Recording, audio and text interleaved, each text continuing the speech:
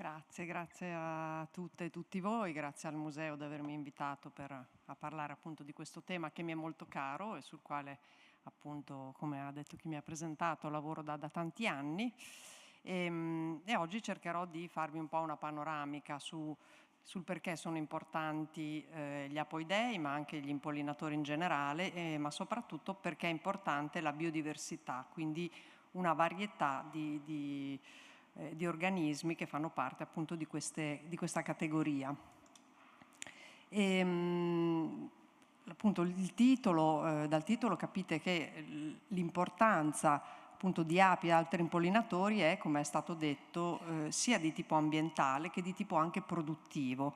Se la biodiversità viene spesso vista come un qualcosa legato soprattutto all'ambito ambientale e ecologico, oggi invece viene riconosciuta anche la sua importanza proprio a livello produttivo. L'ente per cui lavoro, il CREA, il Consiglio per la ricerca e la sperimentazione e lo studio dell'economia agraria, è proprio una branca, diciamo, del Ministero dell'Agricoltura, quindi finalizzato alle produzioni. Quello che da subito voglio sottolineare è che stasera, quando io parlerò di api, non parlo di ape da miele, nel senso non solo di ape da miele. In Italia molto spesso quando si dice ape si pensa all'ape da miele. In realtà l'ape è solo una delle circa 1000 specie che sono presenti in Italia di apoidei selvatici o api selvatiche. Quindi quando parlerò di ape da miele la chiamerò ape da miele, tutte le altre per me sono le api. E queste api quante sono? Nel mondo circa 20-25 mila specie, forse può stupire un po' questo range ampio tra il 20 e il 25 mila, il fatto è che ne vengono sempre scoperte di nuove, così come con le moderne tecniche anche di biologia molecolare si scopre che magari due specie considerate differenti sono la stessa o viceversa. Quindi è una sistematica, quella delle api, come quella di molti altri organismi, in evoluzione. In Europa ne abbiamo circa 2000 e in Italia circa 1000. Questo cosa ci dice? Che l'Italia è un bacino di biodiversità importante per le api perché ha in sé circa la metà di tutte le specie che sono presenti in tutta l'Europa. Questo non vale solo per l'Italia ma anche per molti altri paesi del bacino del Mediterraneo che sono quelli più ricchi di api, di specie di api per via del loro clima molto favorevole.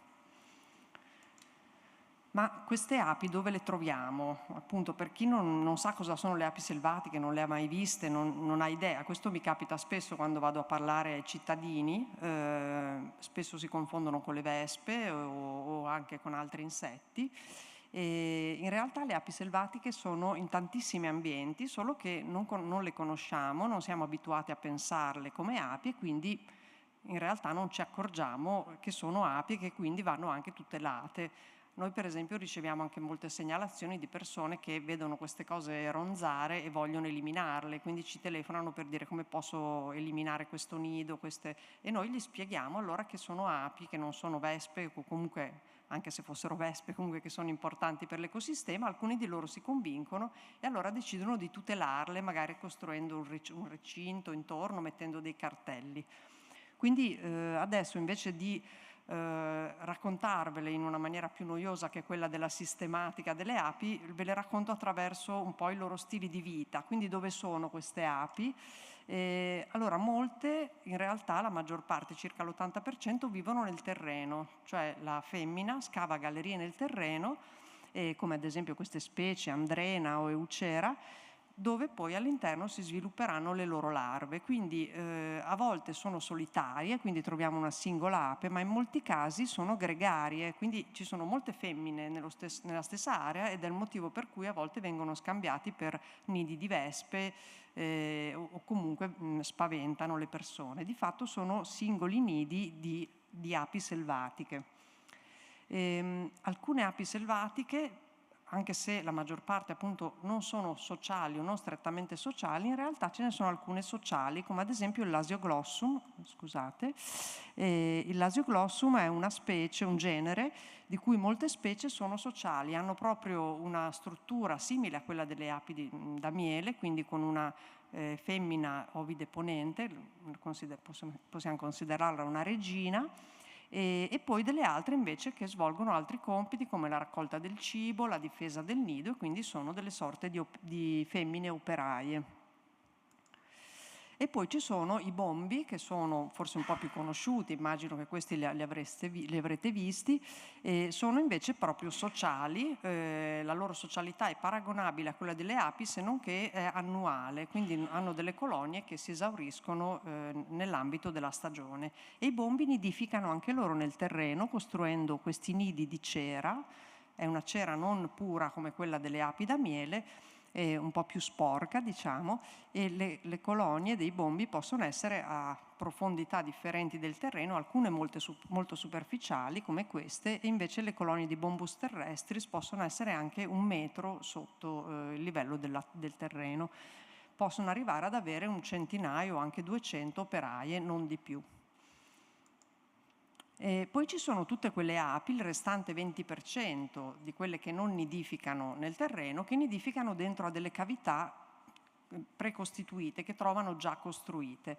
Tra queste, ad esempio, molto note sono le osmie, dette anche api muratrici, perché tappezzano internamente le canne o le cavità che trovano con del fango che raccolgono in giro. All'interno di queste cavità, qui c'è ad esempio un'osmia che raccoglie fango, poi lo prende tra le mandibole e lo lavora per metterlo all'interno per fare appunto tutta la tappezzeria interna delle canne. E all'interno poi di questi nidi crescono le larve che l'anno successivo daranno origine di nuovo a maschi e a femmine di questa specie. Ma tra le specie che nidificano in cavità ve ne sono altre, come ad esempio alcune specie di megachile, dette tagliafoglie, perché utilizzano un po' la stessa strategia delle osmie, ma invece del fango utilizzano le foglie. Quindi ritagliano dei pezzettini di foglie, tra l'altro perfettamente circolari. Non so se avete, soprattutto vanno sulle rosacee, quindi se avete delle rose, vedo qualcuno che fa sì con la testa, quindi forse se ne è accorto, si trova tutte le foglie con questi fori perfettamente rotondi, sono i megachile appunto che li ritagliano e poi li portano tra le zampe e tappezzano internamente o la canna, a volte anche dei fori nel terreno, all'interno dei quali poi si sviluppano le larve, come per le osmie. E sempre in questa famiglia che è chiamata dei megachilidi, ce ne sono simili alle megachile tagliafoglie, in realtà altre che utilizzano altre parti vegetali, ad esempio dei petali, e a seconda di quali petali utilizzano costruiscono poi questi astuccetti all'interno delle cavità che possono essere molto colorati. Poi ci sono invece alcune specie che sono un po' più difficili e gli piace un'unica specie di petalo. È il caso dell'Oplitis papaveri, detta anche ape del papavero, perché sceglie esclusivamente i petali di papavero e quindi farà delle cellette tutte di un unico colore, appunto rosso. Al di là della bellezza di queste strutture o dello scoprire la biologia di questi insetti, qualcosa su cui vorrei richiamare la vostra attenzione è che queste specie hanno bisogno di questi substrati vegetali, che siano le foglie, che sia il fango, che siano i petali, che sia il papavero, e quindi sono molto dipendenti dalla varietà dell'ambiente. Poi abbiamo ancora delle altre specie che invece fanno i nidi all'interno della roccia friabile o scavandola loro stesse o costruendo esternamente delle strutture. Queste si chiamano antofore, volano in primavera, hanno un volo librato molto veloce, sembrano quasi dei colibrì. E tra le specie che utilizzano fango, limo o costruiscono strutture più fatte di terra o di quasi cemento, c'è la megachile parietina, che ha una specie più diffusa nel centro e nord Italia e invece una specie del centro-sud Italia, ma sono la stessa, due specie di generi dello stesso genere molto simili tra loro, e entrambe costruiscono questi nidi di limo e sabbia conglomerata tra di loro, tenuta assieme da un secreto salivare che le rende durissime. Per abbattere questi nidi serve uno scalpello, per farvi capire quanto possano essere resistenti. Ognuno di questi fori poi sarà una cella che viene rifornita con il polline. E poi ci sono quelle che nidificano nel legno. La Xylocopa è molto nota, un apoideo di grosse dimensioni, qualcuno lo scambia per un calabrone o lo chiama calabrone, ma di fatto è un'ape nera con riflessi violacei, infatti il nome Xylocopa violacea. Meno comune, meno nota invece questa antofora. Le antofore di solito, le avete viste prima, nidificano nel fango, nella roccia, ma questa invece scava nel legno. Quindi un altro materiale che serve per la nidificazione di queste specie. Scusate, ecco, poi ci sono quelle più originali che scelgono come nidi le chiocciole. La chiocciola alla fine, un guscio di gasteropodo vuoto, non è altro che una struttura lineare però ellittica. Quindi utilizzano, diciamo, tutta la lunghezza del guscio, della cavità del gasteropode per fare il loro nido. Questo lo fanno diverse specie, diversi generi come l'osmia e il Rhodantidium.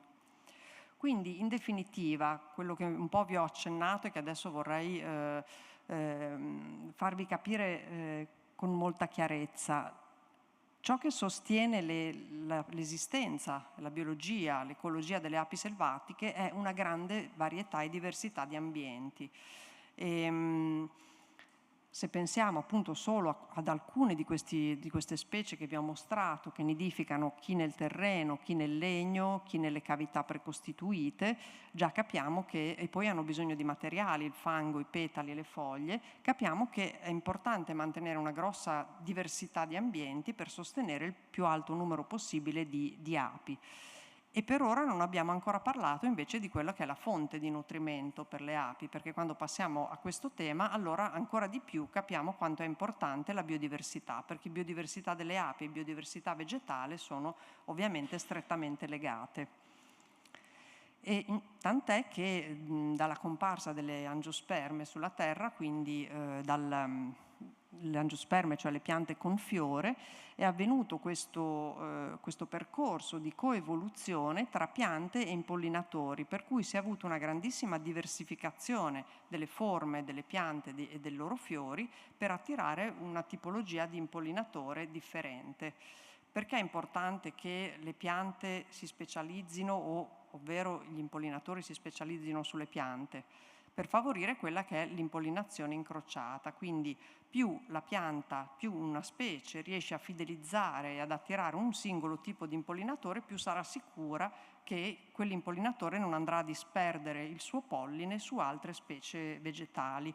Quindi la coevoluzione è servita appunto per arrivare a quella che è una specificità tra pianta e impollinatore. E è stato fatto questo nel corso dell'evoluzione attraverso molti sistemi, alcuni, ve ne mostro alcuni molto evidenti, ad esempio i fiori sono molto colorati e questi colori spesso attirano impollinatori diversi. È stato detto anche prima che non solo le api impollinano, in generale le api preferiscono i fiori con i colori gialli oppure tra il rosa e il fucsia, mentre ad esempio le farfalle preferiscono fiori piccolini con colori tra il bianco e il rosa, i ditteri vanno spesso sui fiori azzurri e così via. Ovviamente non è una regola, però è già un'indicazione. E poi ci sono alcune strutture particolari che magari noi non vediamo, che vedono solo gli insetti, oppure alcune le vediamo anche noi ma non allo stesso modo, e sono le guide al nettare. Sono delle linee che indicano all'insetto dove atterrare per raccogliere il nettare.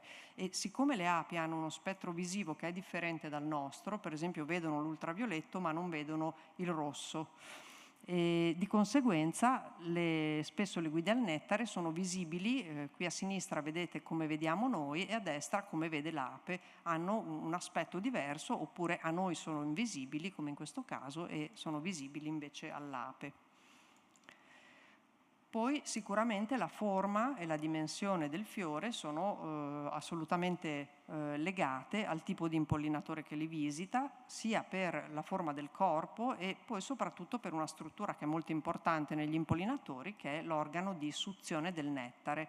nelle api si chiama ligula, nelle farfalle spiritromba e ha, come vedete, dimensioni diverse. Per esempio un ditterosirfide ha una ligula, un apparato boccale molto breve e quindi andrà su fiori aperti dove il nettare è facilmente raggiungibile.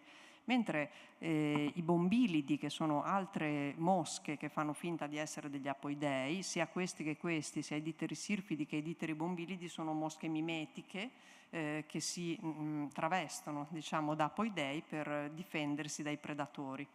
E sono buoni impollinatori. Quindi dicevo, i bombilidi hanno un apparato boccale molto lungo, così come le lunghe spiritrombe delle farfalle gli permettono di visitare fiori anche piccoli ma comunque molto profondi.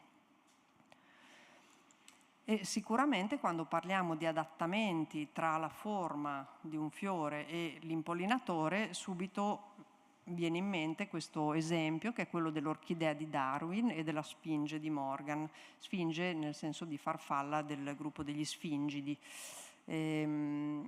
Questa pianta venne scoperta da Darwin e Darwin, nonostante sia molto conosciuto per, diciamo, la teoria dell'evoluzione, in origine era un grandissimo botanico, cioè nato come un botanico. Quindi studiò questa pianta e disse: ha un lungo sperone e il nettare si trova qui in fondo.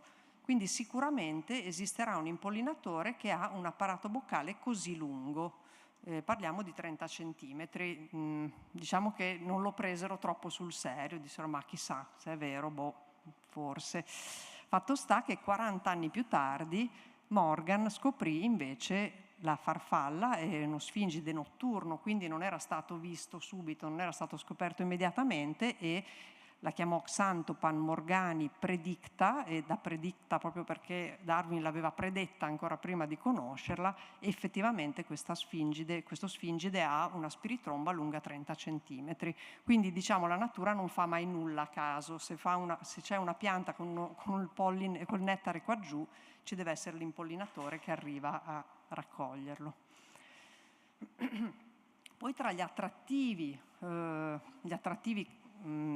cosiddetti secondari, si chiamano secondari perché i primari sono polline e nettare, quelli che alle api servono o agli impollinatori servono. Questi invece sono proprio utilizzati per l'attrazione. Sicuramente ci sono i profumi, qui vi ho fatto alcuni esempi di piante molto profumate come la robinia, il tiglio, però anche le puzze. Ci sono alcune piante che sono decisamente puzzolenti e ci si chiede perché una pianta deve puzzare, perché ci sono insetti che amano le puzze, in particolare i mosconi, quelli che vanno anche sulla carne in putrefazione, sulle carogne di animali, insomma, sono attratte da questi odori di carne in putrefazione. Alcuni esempi: l'Arum maculatum è una pianta che si trova spesso lungo i fossi, anche una pianta trappola, tra l'altro ha un sistema un po' vigliacchetto di attirare i moscerini all'interno e poi intrappolarli e non farli più uscire per avere l'impollinazione.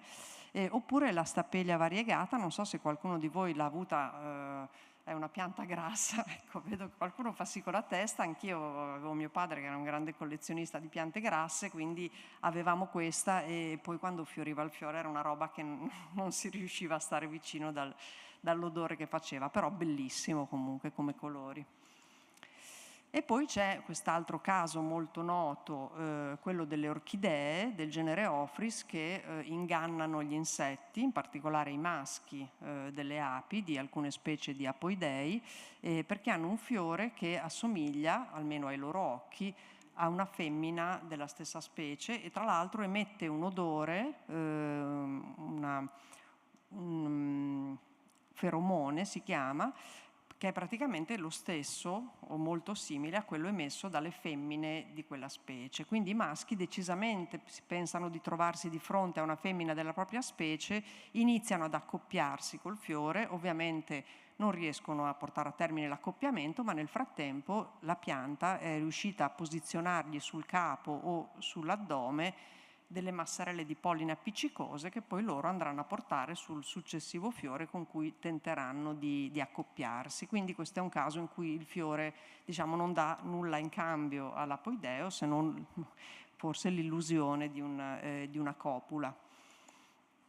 E poi i fiori a volte sono utilizzati anche come rifugio. Se vi capita a volte di vedere all'interno dei fiori degli ammassi di api, soprattutto se vedete che hanno le antennine molto lunghe, sono spesso i maschi che non hanno altro ruolo negli apoidei che quello legato all'accoppiamento, però spesso passano la notte sui fiori e in questo modo favoriscono comunque il trasporto di polline.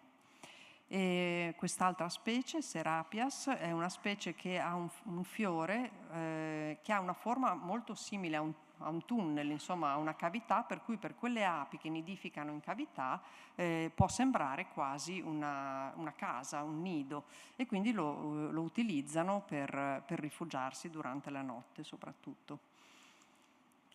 I fiori, quindi le piante, in alcuni casi vengono classificate, cioè le classifichiamo noi, in specialiste o generaliste. Le generaliste sono quelle che possono essere visitate un po' da tutti perché hanno per esempio il nettare che è molto accessibile, una forma aperta, il nettare polline che si raggiungono facilmente.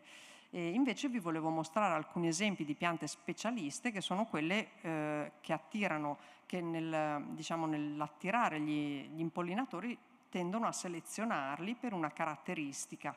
Ad esempio le scrofulariacee sono una famiglia che comprende ad esempio la bocca di leone, tra le più note, comunque queste che vedete nelle foto. Per raggiungere il nettare l'ape deve forzare l'apertura tra i due petali e quindi deve spingere fortemente per aprirsi il passaggio, ed è chiaro che non tutte le api possono farlo. Qui infatti vedete che le scrofulariacee sono impollinate prevalentemente da bombi o anche da xilocope, comunque da apoidei molto grandi. E poi ci sono tra i fiori specialisti tutti quelli delle lamiacee, che comprendono moltissime specie di piante officinali, origano, basilico, lavanda, eccetera. Hanno una modalità di rilascio del polline detta a leva o a bilanciere, per cui avviene che quando l'impollinatore si appoggia sul petalo inferiore, piega le strutture riproduttive del fiore che vanno a depositare alternativamente o il polline o lo stigma che riceve il polline sul torace dell'impollinatore. Ecco, qui vedete per esempio un fiore in fase maschile, quindi con le antere piene di polline che in presenza dell'insetto, questa è un'antofora, deposita il polline sul suo torace e poi vedete qui che lo stesso apoideo con il polline va su un fiore in fase femminile e rilascia il polline che si è depositato, ma anche in questo caso solamente se un apoideo abbastanza pesante riesce a far piegare queste strutture e quindi a favorire l'impollinazione. Tra i fiori specialisti ve ne sono alcuni particolarmente difficili, come ad esempio i fiori delle solanacee. Le solanacee, che comprendono alcune note piante coltivate come il pomodoro, la melanzana, il peperone, hanno delle antere molto particolari, sono tutte fuse tra loro a formare una sorta di cilindretto e il polline esce apicalmente in questa posizione. Immaginate come il sale esce da una saliera, quindi quando noi agitiamo la saliera il sale può uscire dai forellini, se invece la saliera è ferma il sale non esce. Lo stesso succede nelle antere delle solanacee, quindi ci vuole qualcosa che muove queste saliere, queste antere. Pensate che prima della scoperta di ciò che adesso vi farò vedere, spesso l'impollinazione del pomodoro veniva fatta manualmente, quindi scuotendo le antere o con degli attrezzi che producevano vibrazioni, oppure legando dei fili alle piante e poi scuotendoli, agitandoli per far fuoriuscire il polline, fino a che non venne scoperto che, questo avvenne circa negli anni 80 del secolo scorso, che i bombi hanno una modalità di impollinazione sui fiori delle solanacee detta buzz pollination, che consiste nell'emettere, grazie alla vibrazione dei muscoli toracici, delle vibrazioni. Sono tra l'altro vibrazioni che arrivano a una frequenza di 400 Hz, che è la frequenza del diapason, e manda, infatti se si va con un diapason vicino, mandato in vibrazione vicino alle antere del fiore di pomodoro, esce effettivamente il polline, ma soprattutto esce quando ci va un bombo che si attacca con le mandibole sul fiore, inizia a far vibrare i suoi muscoli e fa fuoriuscire il polline.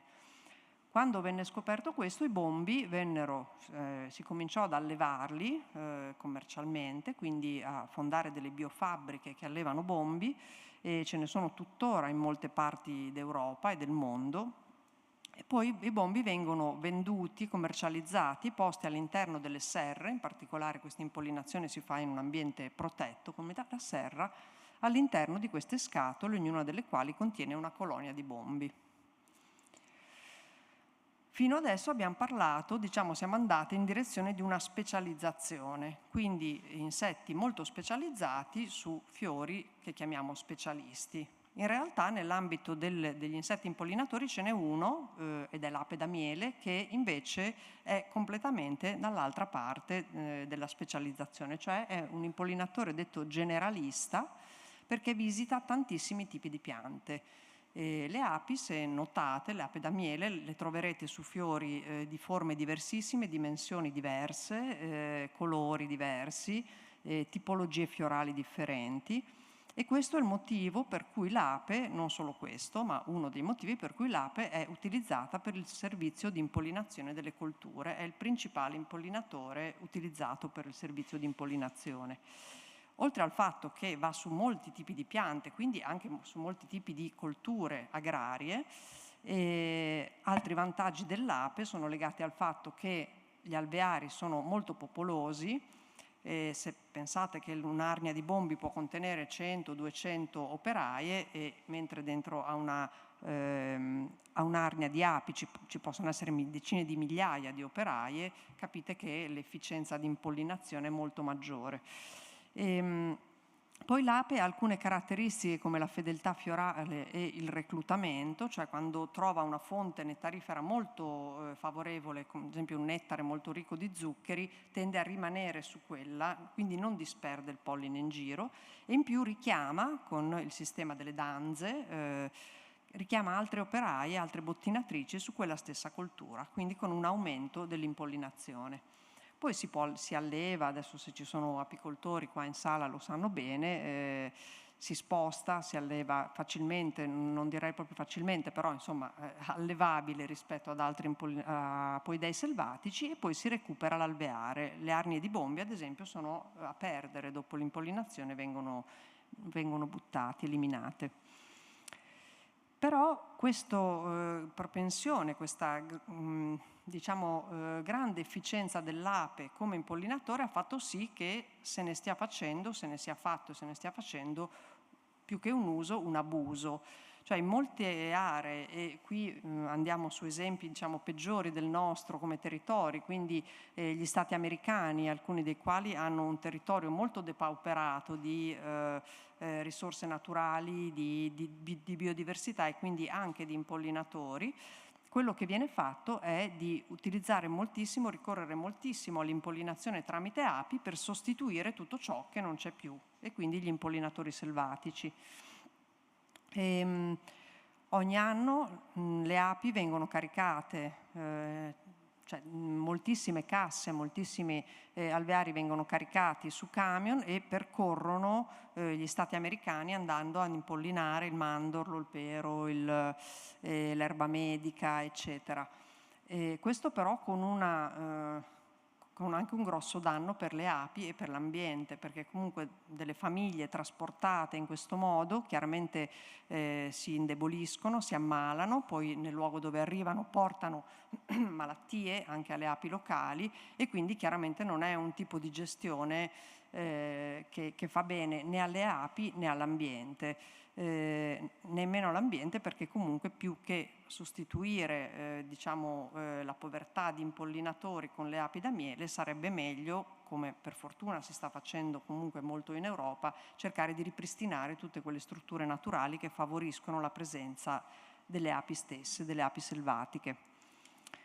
E dall'altra parte del globo, d'altra parte, laddove non hanno impollinatori, accade questo, e cioè che alcune colture vengono impollinate a mano, appunto perché laddove tra l'altro forse purtroppo la manodopera costa anche meno di un'arnia di api, e si ricorre alla manodopera umana. Sono due esempi comunque negativi di ciò che avviene quando ci giochiamo la diversità, diciamo il serbatoio di impollinatori naturali.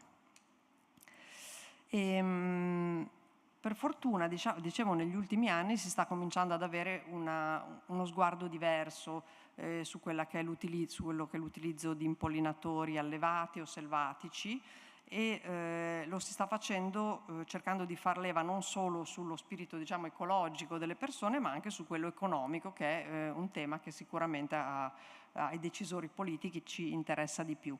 Quindi uno studio pioniere in questo caso è quello di Garibaldi del 2014, che ha preso una serie di dati di letteratura per cercare di capire come aumenta il raccolto, la linea blu è l'aumento di raccolto, all'aumentare del tasso di visita ai fiori, ad esempio quando ci sono solo api da miele, oppure quando ci sono solo impollinatori selvatici, e vedete già che gli impollinatori selvatici rispetto alla sola ape da miele hanno già un'efficienza maggiore, oppure quando c'è sia ape da miele che impollinatori selvatici. In questo caso l'aumento della produzione e del raccolto è molto maggiore all'aumentare del semplice numero, quando la diversità è maggiore.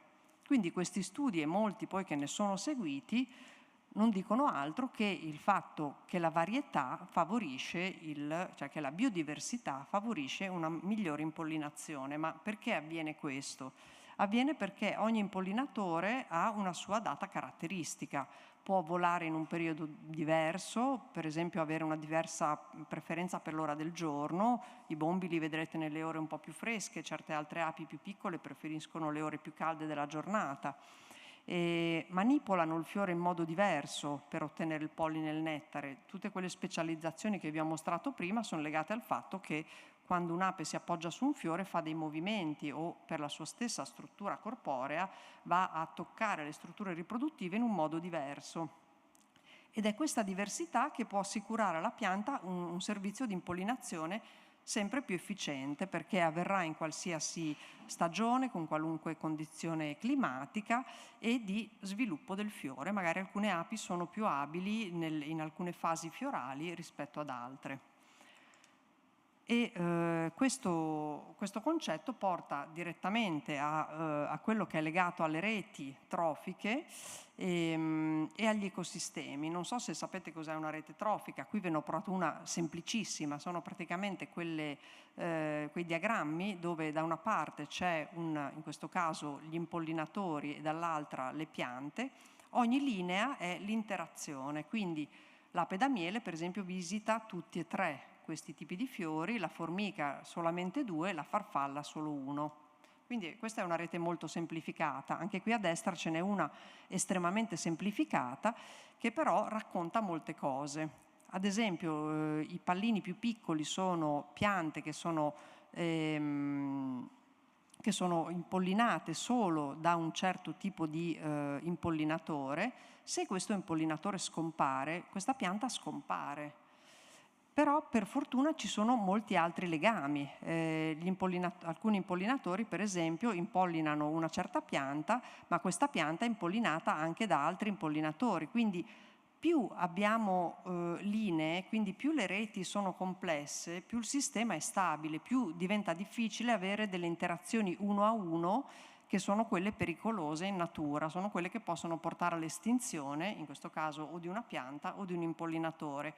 Quindi anche questi studi dimostrano come la varietà sia vegetale che la varietà di impollinatori è quella che può garantire la stabilità di un sistema, soprattutto in una situazione come quella odierna di avvento di cambiamenti climatici. Spesso i cambiamenti climatici portano degli sfasamenti tra la fioritura delle piante e la presenza degli impollinatori. Per fortuna che ci sono alcuni impollinatori che vanno su molte piante e che quindi sopperiscono l'eventuale perdita o ritardo di un impollinatore.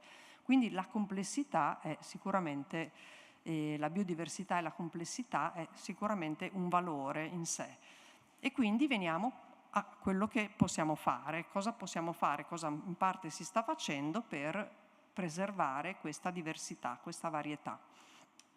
Sicuramente subito viene in mente l'agricoltura, mi dispiace per gli agricoltori che fanno un lavoro durissimo e spesso poco remunerato e vengono spesso additati in realtà come cause di problematiche legate agli impollinatori, però di fatto l'ambiente agricolo è un ambiente che di per sé è molto impoverito. Adesso qui c'è una situazione che probabilmente non è tanto delle nostre campagne, per fortuna, ma di alcune sì.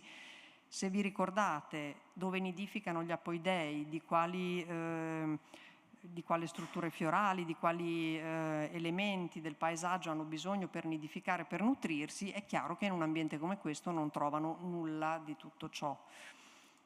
A volte bastano anche pochi accorgimenti e per fortuna questi pochi accorgimenti in parte si stanno attuando. Uno è quello della riduzione delle lavorazioni, visto che la maggior parte degli apoidei nidificano nel terreno.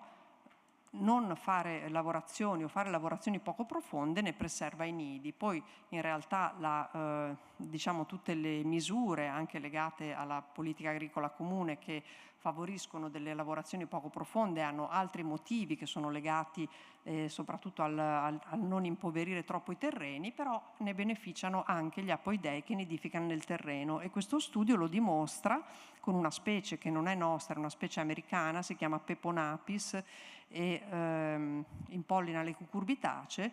È stato fatto uno studio in cui si è visto che nelle aziende dove le lavorazioni del terreno sono meno profonde ci sono 3 volte tanto individui di quest'ape, quindi si salvano i nidi dell'ape.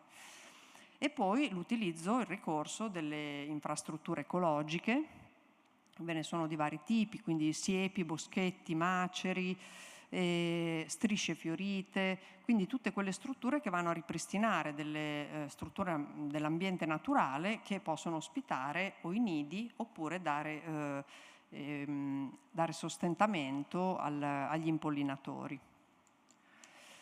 Ad esempio lasciare delle sponde intorno ai campi inerbite e anche parzialmente inerbite un po' scoscese sono ideali per ospitare i nidi dei bombi. Così come il legno morto, delle fascine lasciate ai bordi dei campi o in alcune zone dell'azienda non utilizzate possono aiutare tutti quegli impollinatori e quegli apoidei che nidificano all'interno del legno morto, come abbiamo visto le xilocope ad esempio. Poi ovviamente favorire la diversità fiorale è sicuramente un sistema importantissimo per salvaguardare, per sostenere gli impollinatori, e questo non solo in agricoltura. In agricoltura ci sono quelle che vengono chiamate fasce fiorite, alcune misure dei PSR le prevedevano, adesso c'è poi un ecoschema di cui vi dirò brevemente. Queste fasce fiorite però dovrebbero avere alcune caratteristiche, perché a molti agricoltori, ma anche alcuni apicoltori, ad esempio hanno l'abitudine di fare delle fasce fiorite monoflora, magari anche per farci un po' di miele, però questo cosa significa? Significa favorire solo parte degli impollinatori, perché abbiamo visto come in realtà ci siano molte specializzazioni, quindi non tutti gli apoidei vanno su tutti i tipi di piante. Di conseguenza le fasce fiorite dovrebbero includere almeno 3 specie in fiore e forme fiorali un po' diversificate. Questo è l'ecoschema di cui vi parlavo, l'ecoschema 5, non so se ne avete sentito parlare, è una delle misure della nuova PAC a cui possono aderire gli agricoltori, lasciando o i terreni dedicati a seminativi invece piantati con piante nettarifere, oppure gli interfilari dei frutteti piantati con piante nettarifere. Anche qui l'ecoschema, anche se l'idea di per sé è buona, aveva alcuni limiti, per esempio sulla scelta delle piante non dava nessuna indicazione, e questo è molto grave perché non è possibile piantare le stesse piante dal Friuli fino alla Sicilia. Ovviamente ci saranno delle specificità locali, regionali, e quindi noi abbiamo scritto, noi intendo io e i colleghi del progetto Life for Pollinators, di cui vi parlerò brevemente dopo, ma anche del progetto Life Pollination di cui qualcuno parlerà nei prossimi giorni. Abbiamo redatto queste linee guida che non sono obbligatorie per l'agricoltore, ma danno molte indicazioni, cioè quali piante piantare, quanta varietà è necessaria, che cosa vuol dire piantare una maggiore varietà, insomma un po' di questi concetti che vi ho spiegato oggi sono contenuti nelle linee guida, assieme anche a una tabella dove pianta per pianta c'è scritto in quali regioni si trova, in modo che non vengano messe delle piante che non sono autoctone di quella zona. Questo è il progetto di cui vi parlavo, è un progetto LIFE, ormai è quasi finito. Vi invito comunque a cercarlo in rete perché ci sono molti materiali scaricabili, linee guida, dei pieghevoli per il riconoscimento degli insetti e poi anche dei manuali per la salvaguardia degli impollinatori nei diversi ambienti, quindi in città, nei parchi o in ambienti agricoli. Di questo progetto vi volevo far vedere solo alcune cose che abbiamo fatto che sono molto calate sul territorio. Ad esempio abbiamo creato un certificato di azienda amica degli impollinatori a cui possono aderire delle aziende agricole che fanno nei loro terreni qualcosa per gli impollinatori. Abbiamo una sorta di codice di condotta, l'abbiamo chiamato, loro possono scegliere quali misure attuare, c'è sempre una misura che riguarda la riduzione dell'uso dei prodotti fitosanitari, ma altre possono riguardare appunto piantare delle piante nettarifere oppure mettere un biohotel, e poi ricevono questo certificato che non ha un valore come marchio di produzione, però può essere utile per esempio per quegli agricoltori che fanno una vendita diretta. Di solito aderiscono molto appunto aziende agricole che hanno già un occhio per questi temi e ai quali fa piacere che venga riconosciuto ciò che loro fanno per gli impollinatori. Oltre all'ambiente agrario però, cioè oltre all'agricoltura, anche le città, anche gli habitat urbani possono diventare molto importanti per la salvaguardia degli impollinatori, e in molte città europee in realtà questo viene già fatto, in parte anche in Italia. Ad esempio tra gli habitat urbani importanti possono esserci parchi, gli orti, che ovviamente anche in questo caso, ponendo attenzione all'utilizzo dei prodotti fitosanitari e piantando piante nettarifere, mettendo magari anche cartelli, possono diventare delle piccole oasi per gli impollinatori. Importantissimo però la gestione di queste aree, perché è chiaro che l'abitudine di sfalciare completamente a prato inglese è un qualcosa che non favorisce e che va contro la sopravvivenza degli impollinatori. E noi lo diciamo da molto tempo, noi che lavoriamo nella salvaguardia degli apoidei, però poi arrivano gli anglosassoni che sono sempre più bravi e si inventano un motto, in questo caso è il No Mow May, cioè il maggio senza sfalci, e quindi diventa un po' una moda. Allora a maggio non si sfalciano più le aiuole, così si lascia crescere la flora spontanea. In realtà io non lo limiterei a maggio, non vedo perché a maggio sia uno dei mesi forse in cui c'è la maggiore diversità, però comunque lo farei in tutta la stagione attiva. E inoltre al no mow, cioè al non sfalcio totale, sostituirei forse una riduzione degli sfalci, lo slow mow, oppure quello che può essere chiamato sfalcio selettivo, sfalcio a strisce. È molto utile perché in realtà uno sfalcio può essere utile anche per le piante stesse che riprendono vigore, ma anche per tenere un po' più ordinato, quindi sfalciare una parte lasciandone un'altra a fiore e poi magari un mese dopo fare il contrario. Spesso vengono messi questi cartelli per spiegare alla cittadinanza, quelli che non sono così attenti o non hanno magari non capiscono perché questo viene fatto e si preoccupano di altri aspetti come quello del decoro urbano o a volte quello delle zanzare o delle vipere o delle zecche per i cani.